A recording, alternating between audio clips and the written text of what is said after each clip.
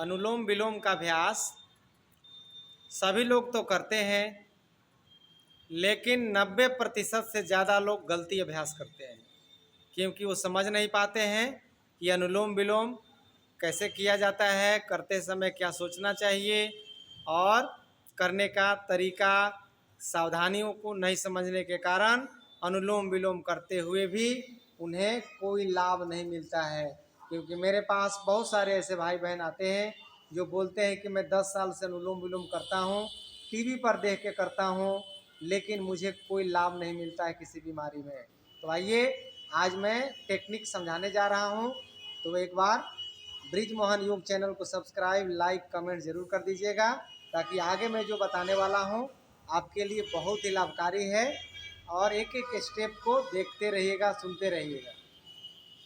सबसे पहले आपको देख सकते हैं सिद्धासन में बैठा या सुखासन या पद्मासन में बैठ करके, और हाथ को नीचे करो बेटा, एक बार दिखाओ, आँख खोलो अपना, तुम आप लोग करते रहिएगा।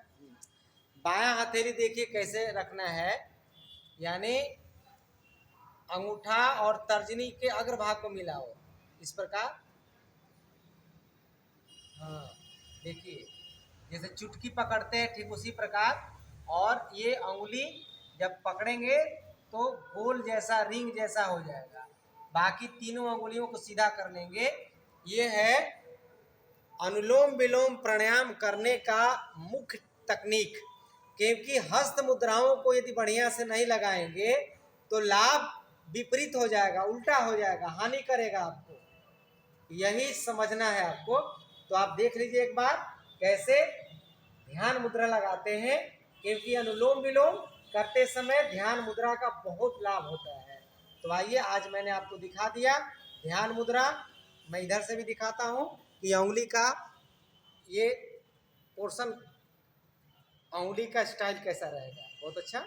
अब मैं देखिए इसमें केवनी मुड़ी रहती है और ये हथेली सीधे घुटना के ऊपर है।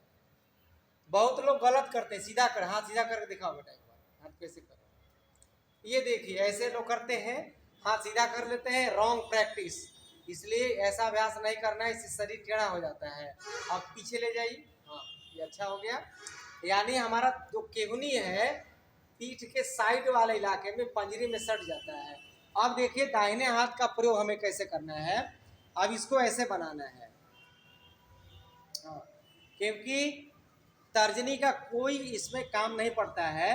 तो तर्जनी को मोड़ देंगे और अंगूठे के अगले पोर्शन को आगे निकाल देंगे इस प्रकार, और बीच की दो उंगली को ऐसे सटा लेंगे देखिए, और छोटी उंगली को अलग कर देंगे, क्योंकि छोटी उंगली का कोई काम नहीं इसमें। अब दाहिने अंगूठे को यहीं पर देखिए क्या करना है।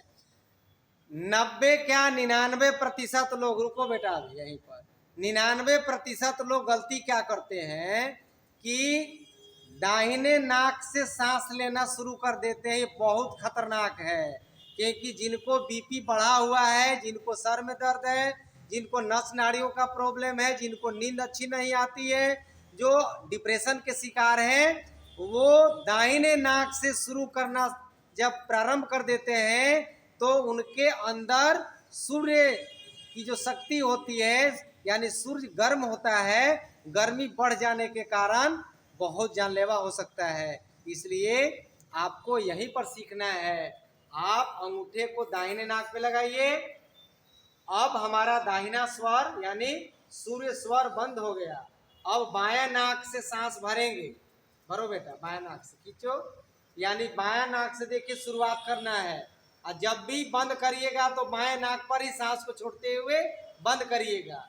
तो बायां से लिया, अब दाहिना से छोड़ रही है छोटी, फिर दाहिना से भरिए, फिर बायां से छोड़िए, फिर बायां से लीजिए, फिर दाहिना से छोड़िए। बहुत सुंदर। अब इस अभ्यास को आप शुरू कर सकते हैं। इतना यदि आपने नहीं जाना समझा तो अनुलोम विलोम करते हुए, क्योंकि सूर्य स्वर से यानी दाहिने नाक से कभी भी भूल करके भी आपको अनुलोम विलोम की शुरुआत नहीं करनी है। अब ये अभ्यास लगातार चल रहा है। सारे यहाँ पर बहनें अनुलोम विलोम का अभ्यास कर रहे हैं। अब लाभ क्या होगा इसमें? मुख्य लाभ, शरीर के अंदर जितनी नस नाड़ियां हैं उस नस नाड़ियों को ये लगातार निरंतर एक्टिव कर रहा है। किसी को झंझनाहट हो जाती है, किसी को गिलास पकड़ने में गलसवे नहीं पकड़ाएगा। बहन जी क्यों नहीं उठा लीजिए थोड़ा सा। हाँ, अब ये देखिए बहन जी गांव से आई हैं। आपका कहाँ घर पड़ेगा बहन जी? अगियाव के पास इनका घर है और वहां से आई हैं और इनको मैं अनुलोम विलोम बताने जा रहा हूँ। बहुत अच्छा।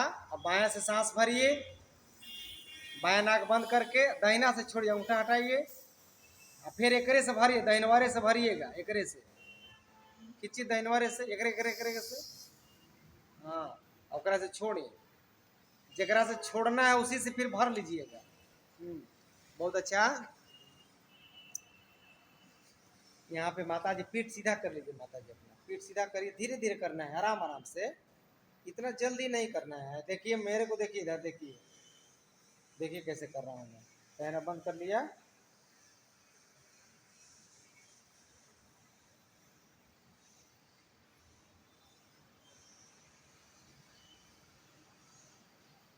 खींचे तो नहीं देरी से ना, टाइम लगा के वैसा ही खींचे ऐसे। यहीं पे हम गलत कर दे बैठते हैं। धीरे धीरे करना है, 5 सेकंड समय लगाना है और छोड़ते समय भी 5 सेकंड समय लगाना है। अनुलोम विलोम की क्रिया, ये घुटना दर्द हो, पीठ का दर्द हो, शरीर में अकड़न जकड़न हो, शरीर टूट रहा हो, शरीर बार बार ऐंठने का मन कर रहा हो, उसके लिए तो ये पक्का दवाई है अनुलोम विलोम। करते रहिएगा इस अभ्यास को। पीठ को सीधा रखिए, करते रहिए बहन जी आप। ध्यान अब कहाँ रहेगा? देखिए अब मैं दूसरा लाभ बताने जा रहा हूँ, इसका तरीका। कि विधि तो समझ गए, तरीका की जानकारी तो ले लिए, लेकिन अब मन कहाँ रहेगा? मन में इधर उधर डोलते रहता है। कभी घर जाएगा, कभी पिज्जा पर, कभी बर्गर पर, कभी चाउमीन पर, कभी मैगी पर, कभी लड़ाई पर, कभी झगड़ा पर, कभी अलग अलग जगह पर भटकता रहेगा। यहीं पर आपको ध्यान देना पड़ेगा, मन को कंट्रोल करना पड़ेगा, वो भी जबरदस्ती नहीं। मन को समझाइए कि हे मन, आप मेरे नियंत्रण में रहो, जैसा हम कहें वैसा ही करो। यहाँ अभी क्या हो रहा है घरों में? बच्चों को दूध दीजिएगा, बोलेगा मन नहीं खे करते माई, रसगुल्ला खाइबा बाबा तना मन नहीं खे कर। मन का क्या मतलब है इसमें भाई? करते रहिए माता जी, पैर लटका के तुम्हारा पैर हिलाइए अपना। मन को नियंत्रित करना है और सांसों पर ध्यान लगाना है। उगते हुए सूर्य पर ध्यान को केंद्रित करिए। मन ही मन सांस को लेते छोड़ते हुए ओम सूर्याय नमः, ओम आदित्याय नमः, ओम भास्कराय नमः, ओम भानवे नमः, ओम खगाय नमः। ऐसे ऐसे भगवान सूर्य का अलग अलग नाम है। उस नामों को मन में धारण करके उगते हुए सूर्य को देखिए और भगवान सूर्य से प्रार्थना अब करिए। देखिए प्रार्थना भी लोगों को नहीं करने आता है। प्रार्थना कैसे की जाती है? प्रार्थना अब करना है आपको। मन में सोचना है कि हे सूर्य देवता, आप जैसे ही उगते हैं संसार की सारे अंधेरे तत्व दूर हो जाते हैं, चारों तरफ प्रकाश ही प्रकाश, रोशनी ही रोशनी फैल जाती है। उसी प्रकार हमारे अंदर जो भी तिमिर है, अंधेरा है, अधर्म है, पाप है, सब दूर हो जाए और मैं धीरे धीरे पुण्य के मार्ग की ओर धीरे धीरे बढ़ता चला जाऊं। लगातार करिए बहन जी, लंबा सांस खींचिए, लंबा लंबा सांस लेने में कोई कोताही नहीं, कोई कंजूसी नहीं। सांसों को केवल लेना है और छोड़ना है, दूसरा कोई कार्य आपको अभी नहीं करना है। सांसों को देखिए, सांस कैसे अंदर जा रहा है, सांस कैसे बाहर निकल रहा है। प्रार्थना तो कर लिए कि हे प्रभु मेरे भीतर के सारे बीमारियां, व्याधियां, तनाव, क्रोध सब दूर हो जाए। बीमारियों का नाम लेकर के भी प्रार्थना कर सकते हैं। अब क्या करना है कि सांस को लेते समय आपको यही सोचना है कि हे प्राण देवता, हे प्राणेश्वर, सांसों के साथ इस समाज में, इस वातावरण में, इस ब्रह्मांड में, सृष्टि में, हमारे अगल बगल जो कुछ भी दिव्य शक्तियां हैं वो सब हमारे प्राण के द्वारा, सांसों के द्वारा, नासिका के माध्यम से अंदर की ओर प्रवेश कर रहा है। यानी अच्छे तत्व, शरीर को निरोग करने वाले तत्व शरीर में जा रहे हैं। जब सांस को छोड़ेंगे आप, तब सोचना क्या है। आप देखते रहिएगा, माता जी पैर हिलाते रहिए और थोड़ा सीधा करिएगा पैर को अपना, ऐसे ऐसे और उठाइए बराबर, चौकी के बराबर, एक एक पैर। बहुत अच्छा, हाँ ठीक है। जब सांस को छोड़िएगा